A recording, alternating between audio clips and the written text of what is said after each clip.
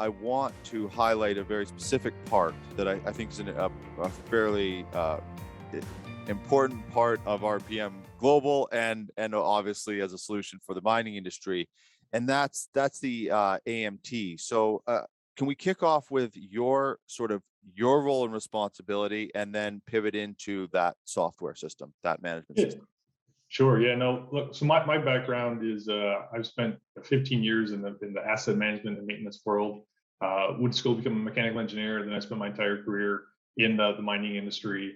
And then I joined RPM a few years ago, sort of to help other clients based off of some of my experience and understanding of what's out there, to help them understand like, how can they solve their challenges and how specifically AMT can do so. So when you look at mining operations, it's very typical for the maintenance costs of an operation to be anywhere from 30 to 50% of total operating costs. So that's a huge amount of money that's going out every year, year over year.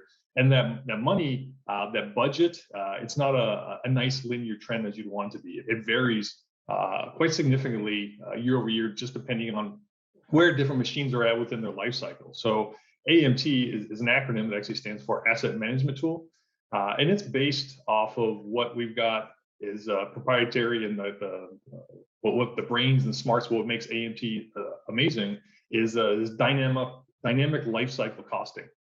So what that does is we're able to take a look at a machine, an asset, whether it be a fixed plant, maybe it's a sag mill or a cyclone feed pump or something, or a mobile side of things. We're looking at haul trucks, shovels, what have you, and take a look at, well, okay, I know how much it's going to cost up front to buy it, but then how much is it going to cost me over the life of that machine to actually run it?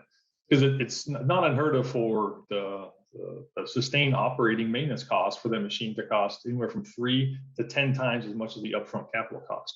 So we're talking large dollars real fast over the life of this machine. So the dynamic lifecycle costing helps us to be able to project forward all the future spend that we're going to have for each asset for this entire life cycle. So from the time we purchase it, operate it, to the time we decide to dispose of it and end the life of that asset, we want to know what that cost is.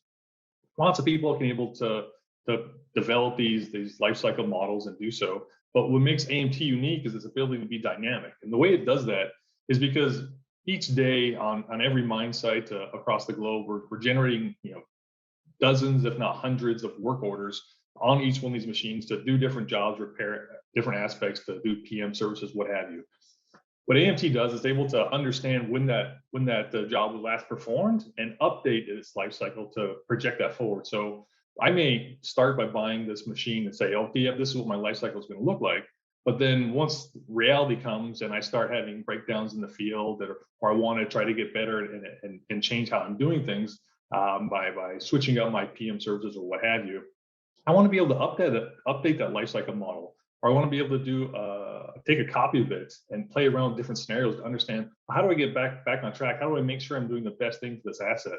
And that's where, with AMT, we look at things on a holistic approach. We want to make sure that you're delivering asset performance to meet the corporate objectives. And we do so to look at the cost, certainly. That's an important one. We want to be sustainable over that cost. But we also need to understand the risks. Oftentimes, the risks associated with decisions we're making sort of live below the surface, and AMT helps sort of pull back that veil to make that visible to everyone. We want to make sure we're doing it to a sustained standard. So I'm able to compare my assets, one against another and one site against another site, to make sure, are we doing things the way we say we want to do from a corporate asset management perspective, and doing so over the life of the asset. And that's really the big key thing, is actually making sure that we're taking a step back, looking at the overarching life of that asset. And when you start to do that, your viewpoint for how you make those decisions changes quite a bit, and there's quite a significant amount of savings and benefit that comes from having that ability. Well, I know now I can't remember the name of that. So do you have, correct me if I'm wrong, you have mapping software, and like I saw these open pit schematics, and so when you're doing asset management, Mhm. are you taking into account stuff like we've done entire episodes about things like terrain and that sort of stuff? Are you taking all of that, or is it like an average based on just this equipment's use, or are you taking into account the environment that the product itself is in?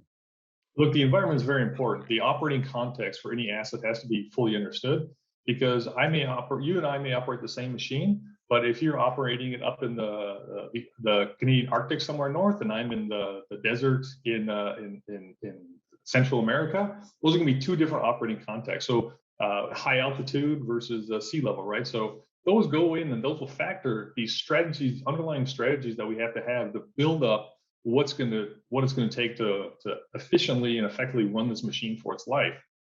So that definitely comes into play. So our software in the past, like I said, we cover the whole gamut from the software. So a lot of it does some of that simulation, some of the mine planning up front.